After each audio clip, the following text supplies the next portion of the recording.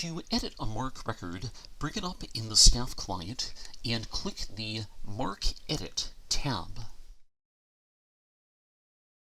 Let's scroll down a little bit so that we can see more of the MARC record. Okay, so to give a brief overview of what we're looking at, the chart up at the top has fixed field information. Think of it as a roadmap of the 008 line and the leader line that you see beneath it by the arrows. Any changes you make to the chart up above will make automatic updates in the code for either the 008 line or the leader line down below. Now, everything beneath the 008 line, all of those represent standard fields of MARC coding. The first column shows the field number. The next two columns show the first and second indicators. If the space is blank, that means that the indicator is undefined. And everything to the right, those are the subfields.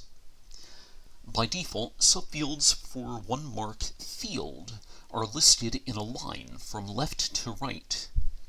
But you also have the option to view them vertically, with each on a different line. To make this happen, click the box next to Stack Subfields. On the plus side, this does make it easier to differentiate between the subfields. On the somewhat negative side, it also eats up a lot of screen room. But if you scroll down, everything is still there. Moving back to the top of the record, there are two different modes in which you can edit MARC records. All of the screenshots that we've seen so far have been in Enhanced MARC Editor. In this mode, the different elements of a MARC record are presented essentially in table format, in columns, rows, and cells. The other mode is called Flat Text Editor, and in this mode, it shows the MARC coding basically as if it were a simple text document. To give you an idea of how this works, let's zoom in on one of the code lines. The first character at the start of every line is an equal sign. The next three characters are used to give the field number. The character right after that is always a space.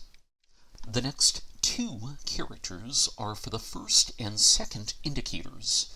If an indicator is undefined, you represent that with a backslash. And immediately after that, we have the subfields. Each subfield is prefixed with a $sign, rather than the double dagger character that we saw in non-flat text mode. After that comes a lowercase letter to indicate which subfield it is, and finally the content of the subfield itself. And note that there are no spaces between the end of one subfield and the start of the next. To move back to Enhanced MARC Editor, we just click the tab. Another feature to point out is the Help button.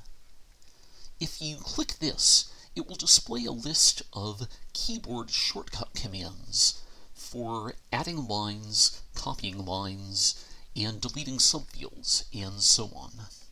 Trust me, once we get to creating original MARC records, these shortcuts will be invaluable.